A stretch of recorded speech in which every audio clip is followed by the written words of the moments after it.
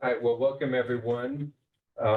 This is our annual Emil Sanielevici lecture.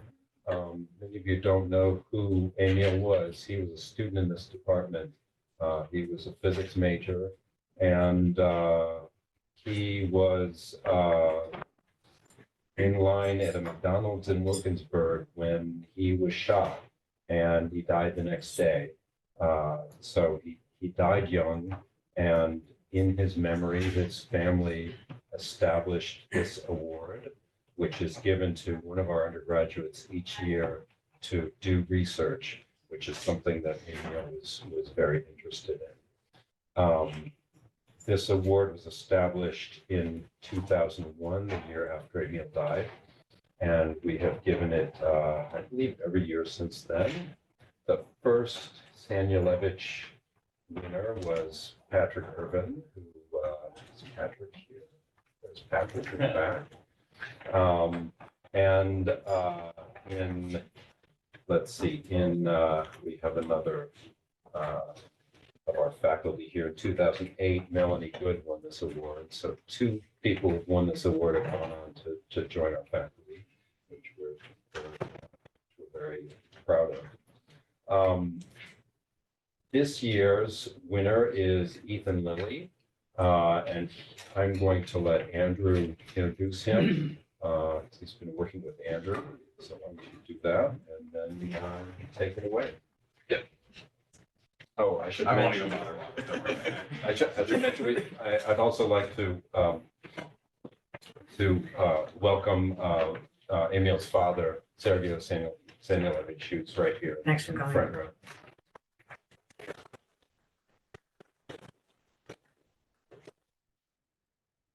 Yeah, so I'm very happy to introduce Ethan. Ethan is one of our very many excellent undergraduate students. I guess we've been working together for about 2 years or so, mostly on a variety of different issues related to cosmology, but in particular dark matter, as Ethan will tell you about in a minute. But usually our discussions are pretty far-ranging and can be about anything. And Ethan is also one of our excellent graduate students, or undergraduate students, who's taken most of our graduate classes, as far as I can tell. And pretty much been able to master all the content in all of those graduate classes. To the point where sometimes I'll ask Ethan, how was the homework? And he said, oh, too easy. And I asked Ethan before announcing this, so I'm not going, out of bounds, but Ethan was recently admitted to Princeton for graduate school. Oh. Leave it away. Yeah, that was a nice introduction. Hopefully I can live up to that. So the title of this is The Effects of Spin-Independent Dark Matter on Stellar Evolution. And that's a lot of words. So if you don't understand any of that, if I do a good job, you will at the end. If I do a bad job, I'll tell you. So here's basically what I'm going to talk about. First is dark matter, a lot of the theory behind dark matter. Then stellar evolution, which is just about how stars evolve and the evolution of stars. Then I'm going to talk about MESA, which is a program built to evolve stars, and Fortran, which is a programming language, and it's what MESA is written in. And I'm going to show the result of a lot of research, which is just a bunch of plots, basically, and talk about the plots. And then lastly, I'm going to talk about what the next steps are for this project. So, dark matter. So why do people talk about dark matter? One of the reasons is you can observe the rotational velocity of galaxies at each radial point in a galaxy. And just from Newton's laws and F equals ma, you get this formula that V of r equals the square root of g, Newton's constant, times m, which is the mass of the galaxy as a function of the radius, over r. And so once you've reached some distance in the galaxy, you expect you've pretty much covered all the mass. So then near the end, you're just getting this 1 over the square root of r function. But if you go and actually look at the data and see what the curve actually looks like, you end up getting this curve that goes up like this, labeled data.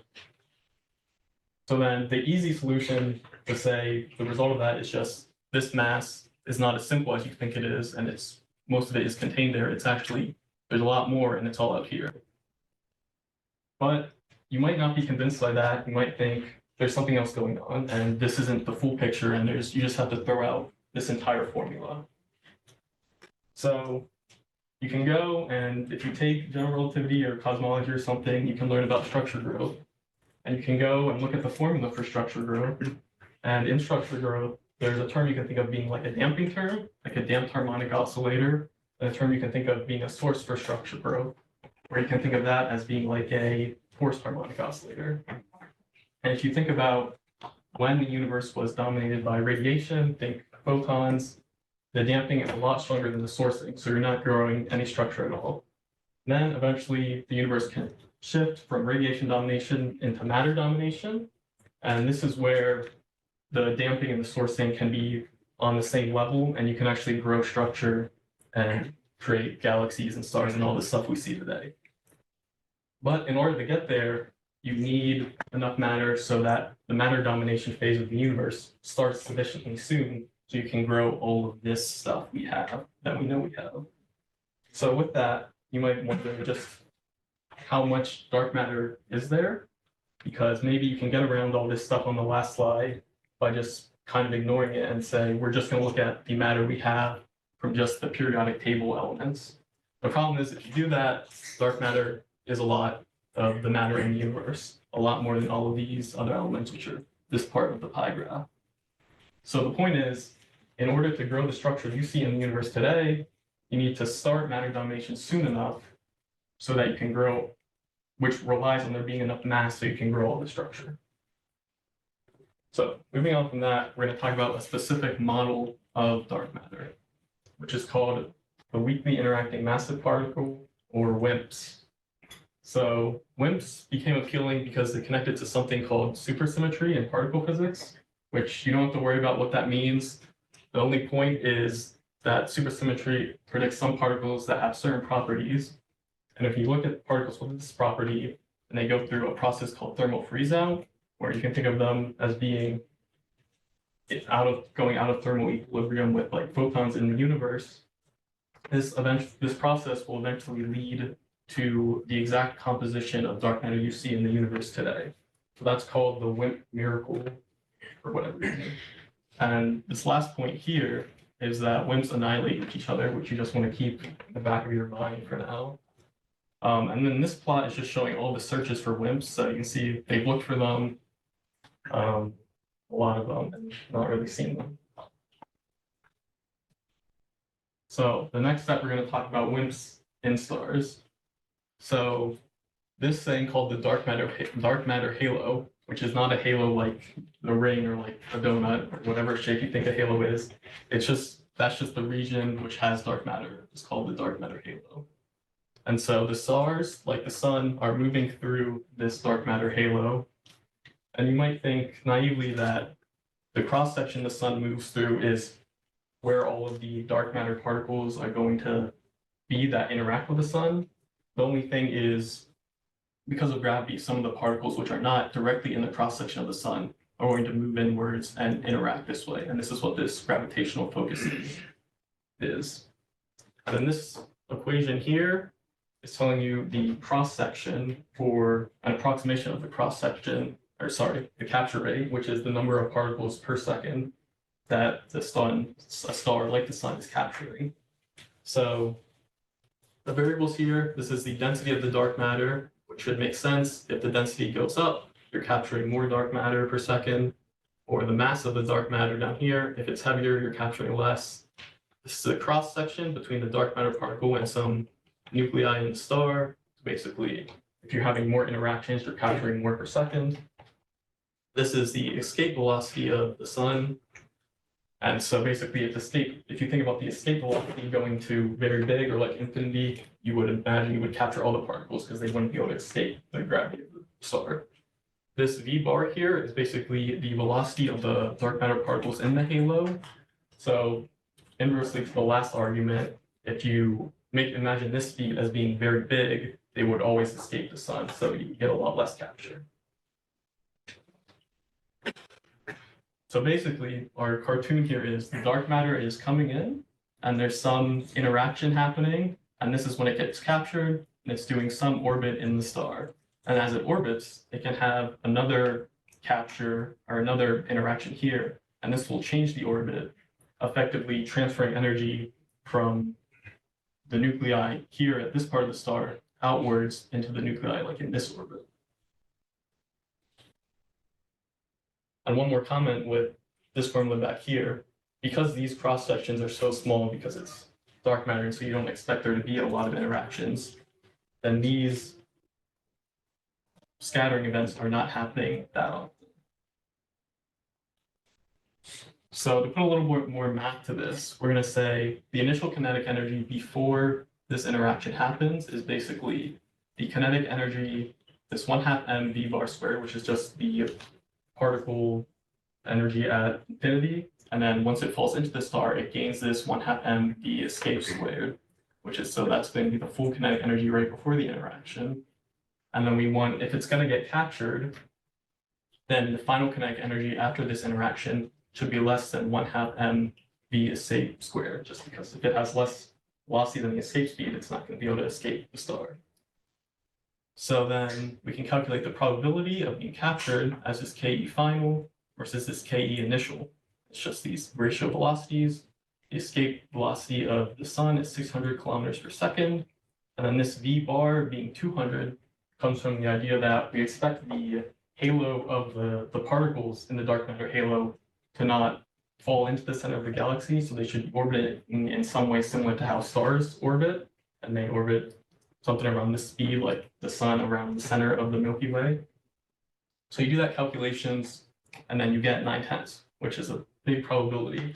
So the point is, this whole idea of stars getting captured or dark matter getting captured and orbiting inside the sun might seem a little weird, but actually the probability of getting captured is very high. And so even if, things like these formulas are just approximations and not exactly correct, the not exactly correct model of dark matter, you still have a lot of wiggle room for this to be happening a lot. So with that, this will hopefully be the most equation intensive slide. And so you can calculate an energy transfer, which looks something like this. And one requirement we're going to make is that the dark matter isn't going to be adding or subtracting any energy from the star. It's simply moving it around from like the core, the inner part of the star, to the outer part of the star. And this is equivalent to saying the first moment of the Boltzmann equation is satisfied, which, if you don't know what that means, it's just the Boltzmann equation is an equation that describes the evolution of phase space for particles with collisions. And the first moment is basically integrating that equation once. So this is our energy transfer with things you would expect: number density of dark matter, number density of the particle that you're interacting with, mass terms, the temperature of the particles and the temperature of the dark matter, leading to this integral being 0. So just keep this in the back of your mind that we're going to assume this integral is going to be 0.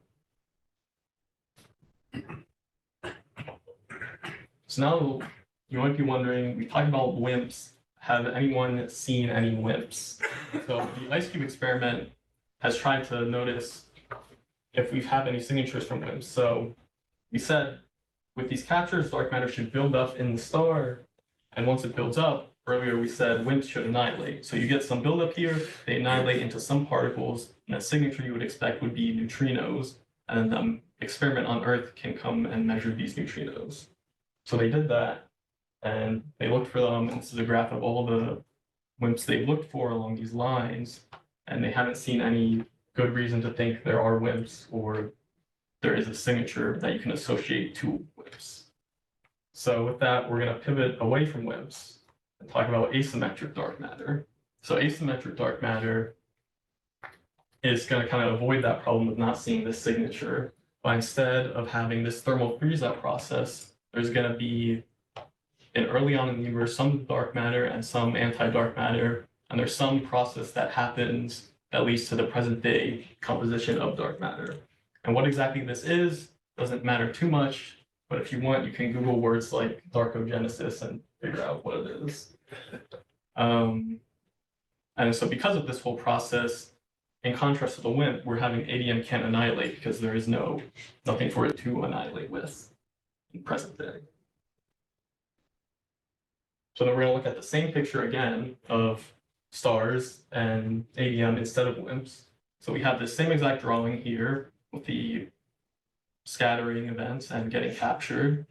And this time we're going to add a little bit more categorization onto them. We're going to talk about spin-dependent scattering and spin-independent scattering. And so rather than bore you with a quantum mechanics lecture on spin, I'm just going to give you that spin-dependent is going to mean the interactions with the relevant nuclei is hydrogen. So spin-dependent interactions are the dark matter scattering off some hydrogen atom in the star, and the spin-independent is all of the nuclei in the star that are basically multiples of helium in terms of protons. So helium, oxygen, carbon, iron, all the things like that. And if you know a little quantum mechanics, this should make a little sense because hydrogen, if you think of it as just a proton, it's spin 1/2. So it's spin-dependent interaction. And the spin-independent is with helium, think of it as 2 protons, it's spin 0. So that's what this categorization is. So this here is an approximation for the capture rate in this situation. And this circle with a dot in it just means the star, or it means the sun. So basically, if you plug in, it's written in a way, so if you plug in all of these numbers around the sun, this evaluates to 1, and you're just returning this capture rate in terms of the sun. And so you have all the things we said you might expect before. You have this dark matter density, you have this cross-section with the particle, you have the escape velocity, you have the velocity of the dark matter, and then you have this mass of the sun, mass of the star here. And then one more thing to know is this cross-section variable here for the spin-dependent case has some dependence on the mass of the dark matter particle. But if you look at the spin-independent case, it's very weakly dependent on the mass of the dark matter particle. So you can basically think of it as just being a number. So once we start getting into putting all this into code and have running numbers, there's only a few variables we actually need to input into this. So the dark matter particle mass, which I'm going to use just 5 GeV for this because that's just around the range that would be reasonable, but you can mess with that and change it. And then cross-section. So for the spin-independent case, the cross-section with dark matter and each nuclei is this formula, where this is just the cross-section of dark matter with the proton. Then we have an atomic mass number scaling squared, and then we have this reduced mass scaling. And if you think about the dark matter as being a very heavy particle, this reduced mass scaling just turns out to be a factor of a squared. So then you have to think about it as a scaling as a to the 4th. So the number we're going to put in is this 10 to the minus 40 for this cross-section with the proton. And that's just coming from experimental constraints on asymmetric dark matter. And the very last number we're going to input is this gamma number. And gamma is just going to give some calorization of the local dark matter environment. So around the sun, this is set up so if you plug in the numbers for the sun, you just get 1. But you can talk about environments that are have a lot more dark matter than the sun. So the number I'm going to be showing is plots with gamma being 10 to the 6th. So we made it through dark matter. We're going to start talking about stars. So energy transfer in stars is very complicated. So I'm just going to ignore all the complications and just give you a very simple picture where energy transfer in stars is basically you have some photons starting from the center of the star, and it moves a little, it hits a particle, it moves a little, it hits a particle a bunch of times until it reaches the surface and can go. So the point is the photon's mean free path is very small, so it's not moving very far in between each collision, so it takes a very long time to reach out this far. So now we're going to talk about an HR diagram. An HR diagram is just a way of describing where a star is on this luminosity versus temperature plot over its lifetime.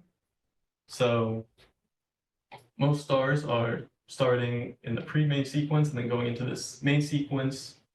And the main sequence is where it's spending most of its lifetime.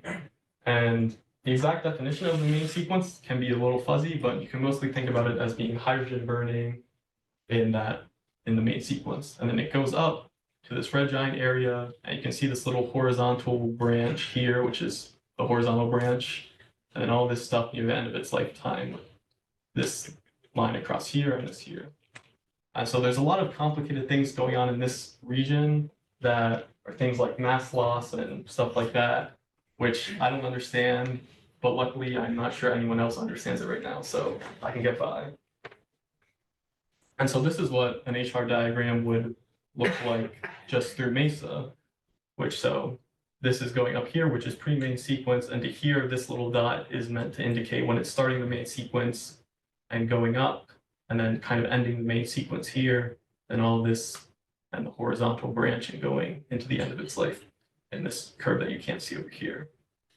And so one thing to point out about this is, just from looking at this plot, it's over time, but it's not clear how much time each part is taking. So the main sequence is most of its life, but it's only this little part compared to here, which is obviously a long line, but this is a lot shorter, takes a lot shorter to happen in this area here. Just keep that in mind that this is not an equal time spacing where the time from here to here is not the same as, say, the time from here to here. So a very similar plot to the HR diagram is an isochrone.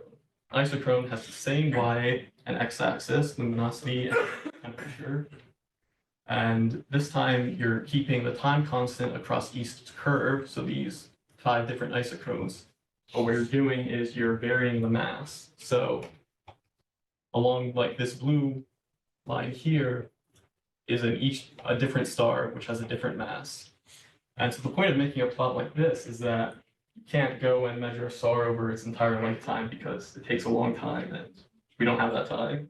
So instead you can go and look at a star cluster, which has a bunch of different stars at a bunch of different masses, but it's all at the same time because you're looking at it at one time. And so you can make a plot like this because you have a bunch of different stars and can put them all onto an isochrone and basically say, well, what age do I think all these stars are if they fit onto a graph nicely like this? So just went through a lot on dark matter and stars, and you've seen this idea that you can think about energy transfer in a star as being this photon traveling from the core into the surface, and dark matter having some scattering event, and then having some orbit and some scattering, and then leads to another orbit and some scattering, and this is transferring energy. So the question you might ask is, can these compete at all? And luckily, to make this project interesting, the answer is probably yes. So this luminosity ratio, you can kind of squint and look at and just imagine these ratios, seeing this as maybe being about 1, this is about 1, and something this here being something like about 1. And so for really low mass stars, where the luminosity is already 10 to the -3, this is definitely going to be competitive just because their luminosity is already small. So they have the dark matter can compete with what's already happening in the star. And then for bigger stars, you might get something that's, less reasonable to see, but still something noticeable. So maybe you fell asleep for the last 20 slides, or were really bored, or were playing Geometry Dash on your phone and are wondering what the point of the last 20 minutes of me talking was. I'm wondering what Geometry Dash is. Sorry, only a joke for Not You can say it, you not can old say it. people, yeah. only a joke for people in People- undergraduate. People who haven't accomplished as much. Yeah. So what's the point? Is that we have some stellar physics, some physics about stars we know. There's some results from particle physics we know. And then we're going to take those results and try and learn some more about how stars and how dark matter affects stars. And then we're going to learn, hopefully, if we're lucky, some more about dark matter and what the properties of dark matter are. So now we're going to talk about MESA and Fortran. So MESA is built in Fortran, which is older than I am, and it's built to simulate the evolution of stars. And It's older than all of us, I think. Pretty sure. And so it's built to add new physics easily too. And so this is just an example of a plot you would see from MESA. So, and this plot is a star that's pulsing, and you can see it makes this interesting shape and whatever these curves here are. And so the process for going from, all the physics you want to add and all of these equations that we're talking about with energy transfer from dark matter into putting it into this program that's built to evolve a star starts with this file that I have titled called DM module for dark matter. And so this code here is basically just doing the integral we saw earlier that we said should be 0.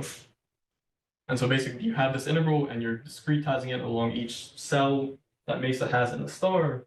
And you can do this calculation where you're taking all the things you want with the dark matter mass and the temperature. And what you can do is with this formula, you can go and use a group finder to actually calculate what your dark matter temperature needs to be. And that's how you're going to get your temperature for the dark matter. And then you have all your other code in this file too, relating to things like capture rate and this gamma number we talked about in cross section. And this file can handle all of that calculation. And then MESA comes with this file, which is called run star extra, which is the extra stuff you're adding to the star.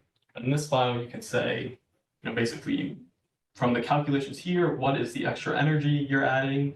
What is the extra things you want to record? So like MESA will record luminosity and temperature and whatever you want. And then in this file, you can say, I want you to record these extra things like dark matter temperature and the number of dark matter particles and the dark matter number density and the extra energy you're adding from the dark matter. And so this file will have all of the things to point in then to MESA to add the extra energy and add the extra file things you want recorded. And once you have that file set up, everything will run and everything will be fine and you can look at all your new plots. Except sometimes it's not that simple and there's problems with MESA. For example, when MESA, in the older versions of MESA, it had a lot of trouble conserving energy. So MESA handling the rest isn't as simple as one line, and you have to worry about things like if there's oscillations in the star that are either a new physics thing you're seeing, or if there's oscillations in the star that are just a result of MESA having trouble being able to get the time step small enough so it can actually do the calculation. So now I'm going to show a bunch of plots that will be fun to look at. So here is an HR diagram, which to remind you from 20 slides ago, an HR diagram has luminosity on the y-axis and the temperature on the x-axis. And these are all each one star because this is showing evolution over time. And so it's a little hard to see, but for this 5 solar mass model, the horizontal branch is up here compared to for the no dark matter model. For these thin lines are no dark matter. So you can not really see that well, but there's a very thin horizontal branch up here compared to the dark matter model, which has it here. And if you look here, again, it's hard to see, but instead of being this kind of bump here for the no dark matter model, it kind of can't see this horizontal branch at all. And so you might look down here at these plots and see that they don't look like they ran that far. I'm going to talk about that soon. So going back to energy transfer, we said before this energy transfer, the integral of this energy transfer should be 0.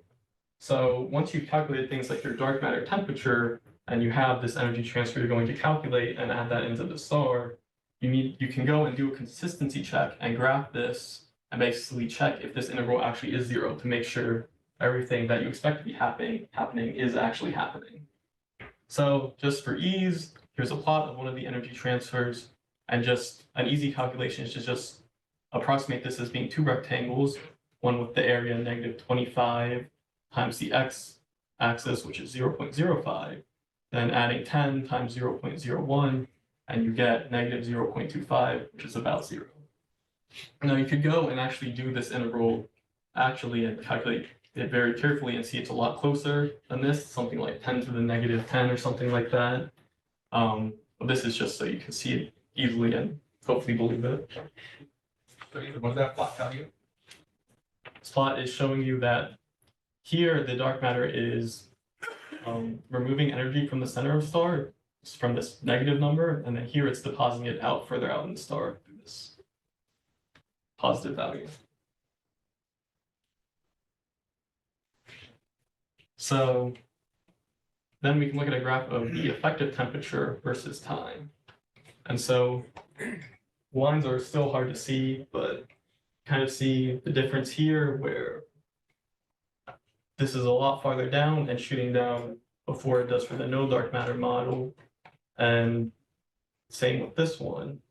Here it's not, you can see the gap is a lot wide. It's a lot wider than it is before with no dark matter. And then here, you know, these still aren't ran that far, which I'm going to talk about. And one of the points of this is that if you see this difference compared to the HR diagram here, you might think there's some difference in this red giant branch, but it's very hard to see just because it's all overlapped.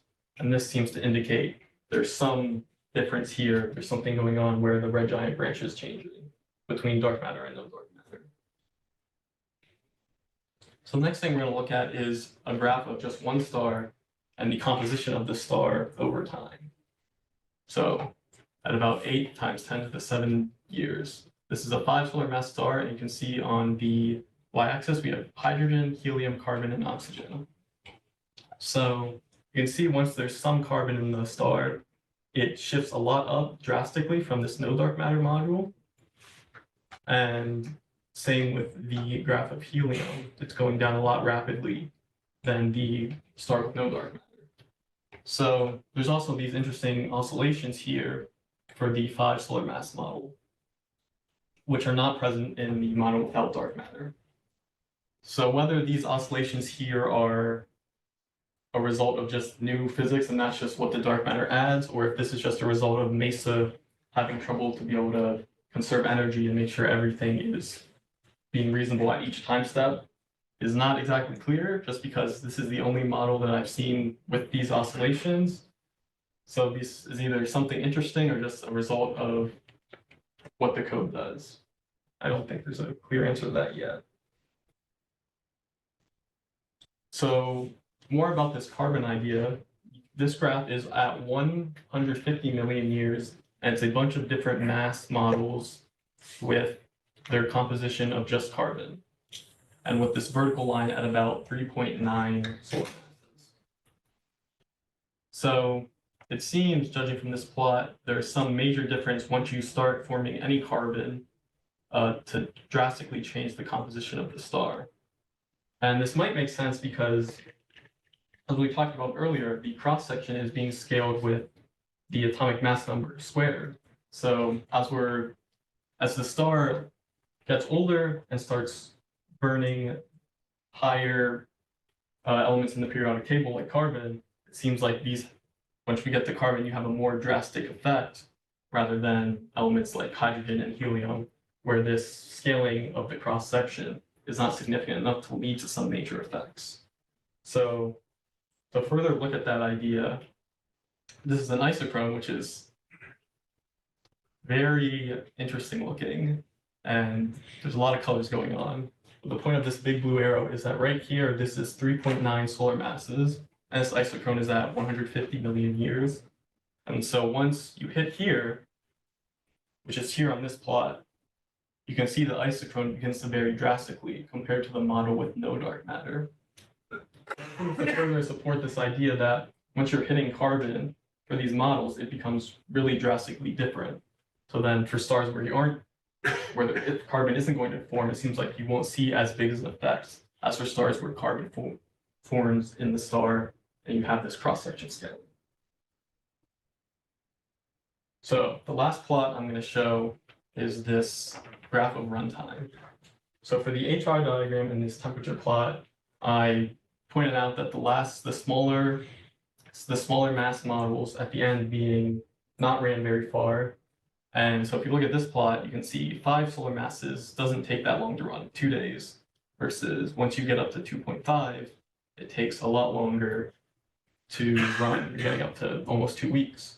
So then when it comes to the models between 1 solar mass and 2 solar masses, these models take a really long time to run and don't really finish. So it becomes an issue of is there a way to just make sure they run and just wait longer? Or is there some way to help the code make it run faster and introduce things that will make it so it doesn't run so slowly? This is runtime on what machine? On that one. This is on, I believe, Osiris. But it's an older machine, but it's still a problem. Yeah. And there's some scaling of like adding cores to what Mesa uses, and it levels off after like 4 cores or something. Does Mesa have like a GPU version? No? I don't know. No, not that I know of it. So what's next for this project?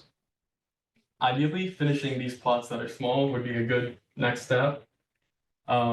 Next, we didn't talk about this, but there is, within the main dark matter halo, there are regions of higher density called subhalos. And this is something else I've been working on a little bit, which is just how much does, when the sun passes through these regions of high density, how much does this affect the things like capture rate and cross sections and things like that. And also you can start applying a project like this to astroseismology, which is basically looking at oscillations and things like luminosity or pressure and things like that in the star, and look at like the power spectrum of these things and see how dark matter shifts that, and then compare that to experimental data, which is more easily accessible than, say, looking at a star over its entire lifetime. And then you can look at other models, things like self-interacting dark matter, which is a lot harder than this because rather than do this approximation we mentioned earlier without adding or subtracting energy from the dark matter, then you have to actually just solve the Boltzmann equation along each time step, which is a lot of work and difficult to do. And lastly, as Andrew mentioned at the beginning, I'm going to grad school next, hopefully working on something similar. And so lastly, I just want to thank the Sanielevici family for supporting this project. It's been basically the best part of my time at Pitt, and it's really nice to be able to have that supported. And thank Andrew for all the support and putting up with me for basically 2 years. So thank you.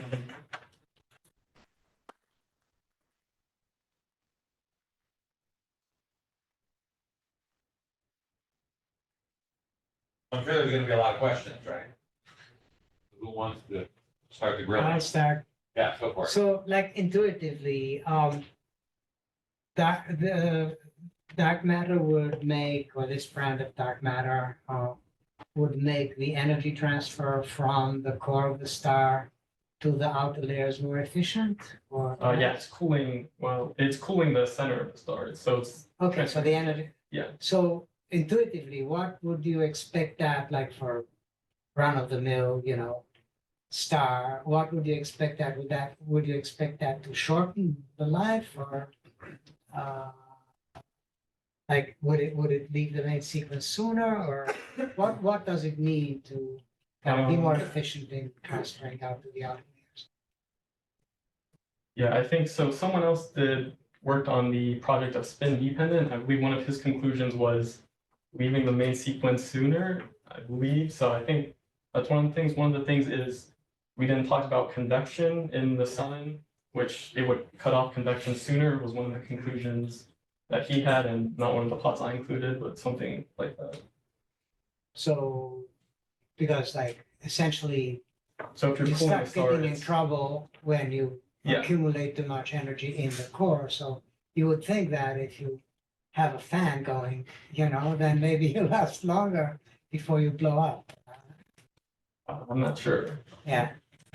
You want me to comment? Yeah. Ethan's project isn't done, but I think we have a pretty good guess. And I think the real answer is it depends on the mass of the star you're looking at. Okay.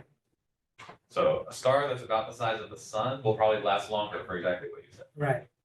It turns out that a star that's very massive, and this is part of what Ethan was showing, that's where the biggest effects are.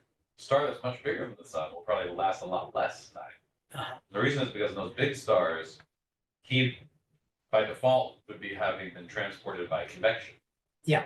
Now what happens is that the dark matter can transport enough energy that convection shuts off. Uh-huh. So then, And what happens is then the star burns way less fuel because the convection is actually replenishing the fuel at the center of the star also. So for a very massive star, it just burns whatever's at the core and it's done. okay. So that's, I think, why Troy got results Troy got. I think probably why you're getting the results you're getting, yeah.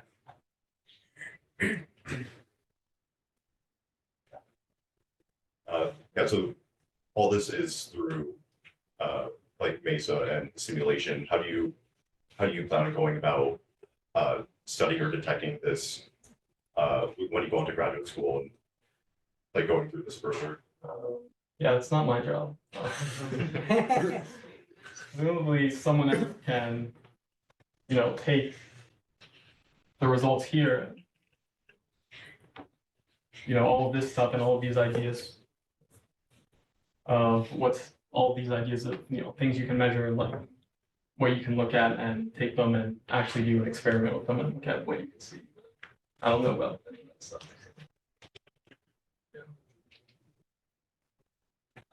Sure. For the runtime, when it stops at like 12 days from the class, is that just like an arbitrary, okay, we're gonna just stop it here? Or is there like a point that you're reaching and then ending the program? Oh, yeah. So basically you can choose, when to, what I've been doing for these models is basically doing if it reaches 10 billion years or if it loses some percentage of its mass, then shutting it off at that point.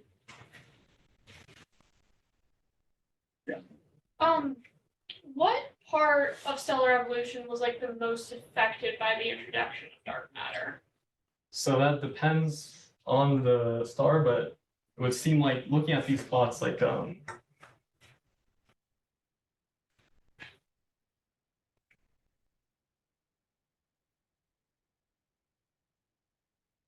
mean, if you just want to look at like the HR diagram, clearly there's not really much difference here, whereas there's a lot more difference up here, which should make sense because when you're looking at the cross-section scaling, you're scaling with you have a very small number and then you're scaling with this atomic mass number. So when you just have like hydrogen somewhere over here, you're not seeing that much of a difference. But then once you introduce things like carbon and oxygen, you're getting a lot bigger of a difference. Sure.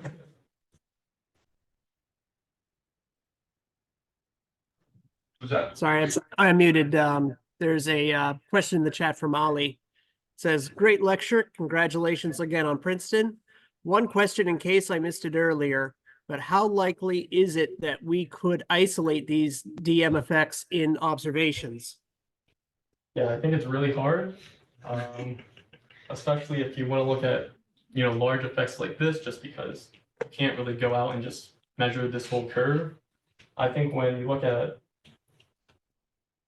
things like mentioned here, idea of astroseismology, this seems like it would be, depending on how big the effects are in things like this, it's a lot easier to measure, a lot easier to look at than looking over a star's entire lifespan. If you had a prediction, or if you could correlate to what you would expect, an age or like a given mass star to be, could you look at like the population, some star cluster and see what you would expect without this and what you would expect Yeah, so that's with kind this of effect? what like what you would do with an isochrone. So you could look at Right. Yeah, you looked at some region like a cluster that has, Mhm. and then you look Basically- at the ages there. Yeah, and the only problem, there's one small problem where because you're really just fitting to a curve, it would be hard to tell whether you're fitting a star with dark matter or a star without dark matter just at different ages. No, but like if you took a model with no dark matter at Yeah. all, and then you'd have one Mhm. prediction and you'd see Yeah. if you have significant deviations. Yes. So you assume this rather large gamma factor. Yeah. I mean, does the star have to sit in a dark matter overdense region, which this overdense factor for its entire lifetime, or only for a certain phase of its evolution? So I think there are just regions where the density is upwards to those numbers. As to like the effect of how effective like just the sun passing through a region like that would that be? I don't know the answer to that yet, but hopefully soon. That's kind of what this other project has been working on, trying to see how important that, or if that could make a big effect or not. So for now, you assume that it's constantly Yeah. at density. Does it only depend on density? Maybe I'll ask a follow-up question. Also depends on the velocity of the dark matter particle. Relative velocity. Yeah. And what do you assume for the cross section? For which part? I mean, the dark matter has, you're assuming some cross section for the dark matter. Like this one here? So it's that, yeah, so it's, Yeah, so so there's an A there. yeah, so this is the for each nuclei, you're scaling by the atomic mass number. And then for the cross section, just for with like the proton, I'm setting at 10 to the negative 40 centimeters squared. So that's going to be this number here. And then for each nucleus in the star, you're scaling by this number.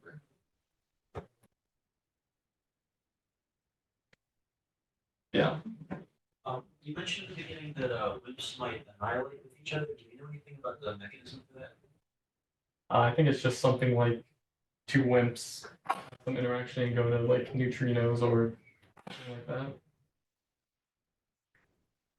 Yes. Could you talk about what's the difference between asymmetric dark matter and WIMPs? So the difference is basically the mechanism through which you're getting this present day composition of dark matter. And this is something here happening that's not thermal freeze out, like some interaction or something like that I don't know about. Can you comment on that, Andrew? What is asymmetric? Well, maybe I'll ask a follow-up question to clarify, which is, when you're doing stuff with stars like this, why is it more interesting, usually more interesting, to look at exotic dark matter candidates like asymmetric dark matter or self-directed dark matter, as opposed to just some sort of canonical WIMP type thing? What do you think of that? Hey, what would happen if you just threw WIMPs in the star? They would annihilate with each other. They annihilate with each other, so you never get a lot of them in the star, right? Yeah. Exactly. So for the purposes of this particular thing, it's a way to dial down the rate at which they'll annihilate with each other. I don't know if that answers your question. What is it asymmetric? That just refers to the idea that it's, you have a particle and an antiparticle. They're not the same particle, but you have an overabundance of one relative to the other. And so that's the reason why you have a relic density today, rather than a thermal freeze out.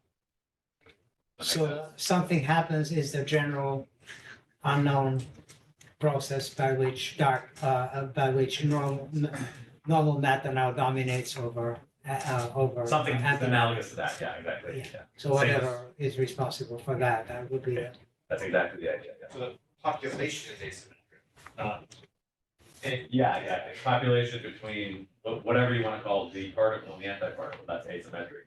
For some reason that we don't know, but that's the same as true of normal matters. Because I love numerical methods and differential equations. When you set down to implement the equation you showed, right, did you find that translated pretty well? Or you mentioned, the challenge of figuring out physical oscillations, numerical oscillations, that maps exactly into the problems in differential equations. Did you end up making approximations of what you solved, or did you use different methods, or did you apply some additional regularization? Yeah, so a lot of what I did was basically following what Troy had done for his project before. So I think a lot of when you're just putting the formulas in isn't too bad because they're relatively straightforward for formulas like these. And, you can pretty much easily put this in and do what an integral is in Fortran. And so there are things for, if you want to stop oscillations, adding in things like artificial dampening so you can resolve the time step.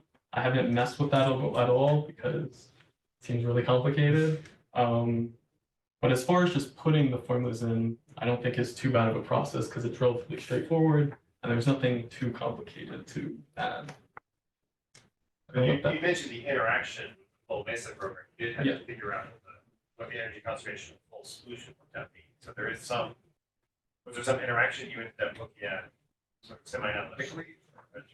It's just, I don't know if this answers your question, but in MESA, it will calculate basically like the area and conservation of energy. So you can look at that and basically just check if the energy is being conserved. And if it's not, what do you do? Try and figure out how to fix it. So there's nothing in Mesa that would exactly enforce conservation. It would try and resolve it at a smaller time step, but if it can't, then There, because, I mean, there are codes where. Yeah. You know, every whatever number of time steps, you just force it to get back to. At any point, did you try to estimate how much dark matter any size star will accumulate over its lifetime? I don't think so, but that is something you could do, I think, relatively easily, just because for something like this, you have some capture rate. And so if you do the capture rate times the lifespan, you end up with some approximation for like the number of dark matter particles. Because I was gonna follow up with if if a star accumulated like significant amount of dark matter, where the cooling effect would extend its lifetime, could that effectively like increase the density of the star and speed up its fusion? I don't know if I know the answer to that. Any comment on that? I would say probably not. Like the mass fraction in dark matter in these stars is really, really tiny. The reason why they're really good at transporting energy, even though they're hardly any of the mass of the stars, because they have a really long mean free path. Whereas a photon is going a millimeter, dark matter particle is going 1,000 kilometers. Something like that. I want to make sure I have this right. So if the dark matter is spin dependent, then it speeds up the evolution earlier on in the star's life cycle. And if it's spin independent, it speeds up later in the life cycle. Depends kind of on the mass of the star, but generally you just think about it as this number here for spin dependent can be a lot bigger, but you have none you have none of this a squared dependence. So you have a bigger regular number here. So hydrogen is important, which is earlier on in the star's lifetime, and then for massive stars, because this isn't going to be important for hydrogen. It's not as important early on in the lifespan. So later on in the life, when there is carbon and oxygen, it would matter more. Yeah, and just to follow up to that, I'm not too knowledgeable on this, but would the chirality of the dark matter, is that something that's detectable? And if it is that something that you're considering in the calculations at all? I don't think it's relevant because I think mostly the exact model of dark matter this isn't really sensitive to. So for things like all of this stuff here and whatever is happening here, the actual cross section stuff like that isn't sensitive to. So you can kind of whatever it exactly is doesn't matter too much, which is nice because then you don't have to worry about too much getting the exact model right, just some experimental result. Can I ask you to make a comment that's related to that question? The first part of that question. Kind of interesting. Sure. Troy's project. Why was Troy's project a lot easier than your project? Can you answer that? Not in context of the other cross section field. What is the hardest part of stellar evolution to model numerically? The main sequence? The part after the main Everything sequence. after the main sequence, right? Yeah, which isn't necessarily even understood well. And then with equations like this, where you have to worry about it being over every nucleon in the star rather than just one, it's another thing you have to worry about. But also in Troy's case, what's the only relevant nucleus? Just one, just hydrogen. Hydrogen. And then what happens when you leave the main sequence? How much hydrogen? No hydrogen, so there's no dark matter. So the hard part, the dark matter gets shut off during the hard part of the calculation. Yeah. That makes the calculation way easier. Yeah. How many different models for that matter are there, and how did you choose this particular one? A lot, and I choose this one because this is what Andrew wanted. So these are just models that have been selected because astrophysics can tell you something about them. That's the only selection right here. Any other questions?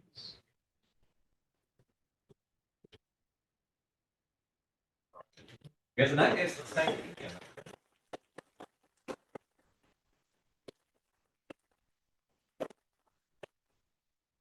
Thank you, and nice work and good luck with your next steps. Thanks everyone for coming, and see you next year.